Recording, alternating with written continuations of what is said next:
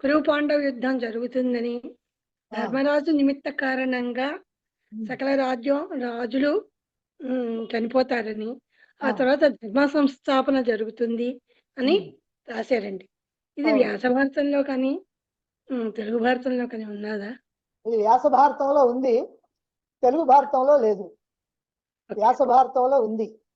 ఇది చెప్పినటువంటి వాడు వ్యాస భగవానుడు.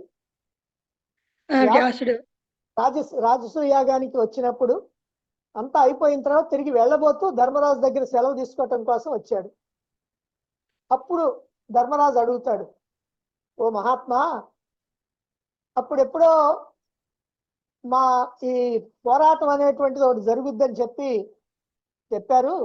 అది ఇప్పుడు ఈ శ్రీకృష్ణుడు శిశుపాలుని చంపటంతో అది పోయిందా అంటే, అది ఇప్పుడు పోలేదయ్యా, ఇంకా 13 సంవత్సరాలు ఉంది, దానికి నువ్వు నిమిత్తం అవుతావు.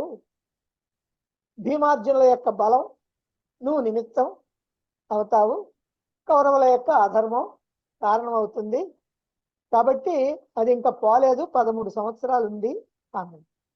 అలా చెప్పి ఆయన వెళ్ళిన తర్వాత ధర్మరాజు ఆలోచించాడు, నేను గనక ఇంత ఘోరానికి నిమిత్తం గనకైతే నేను ఒక్కడిని గనక ప్రాణం వదిలిపెడితే హాయిగా ఉంటది కదా అన్నాడు తమ్ముళ్ళతోటి.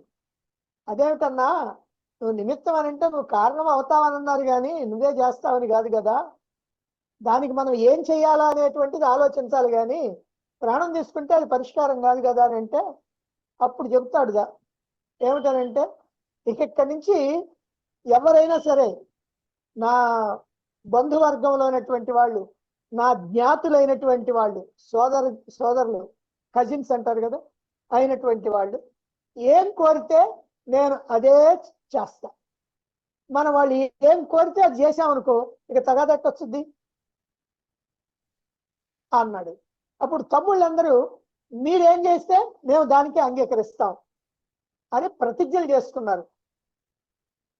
దానికోసం అని చెప్పి వాళ్ళు జోదానికి రమ్మంటే వచ్చారు, మళ్ళీ అంతా చేసి మళ్ళీ పోయిన తర్వాత మళ్ళీ రమ్మంటే మళ్ళీ వచ్చారు, అరణ్య అజ్ఞాతవాసాలంటే దానికి వచ్చారు, అన్నిటికి వచ్చారు. దేనికి అని అంటే ఆనాడు చేసినటువంటి ప్రతిజ్ఞలు నిలుపుకోవటం కోసం. ఇది వ్యాస భారతంలో ఉంది.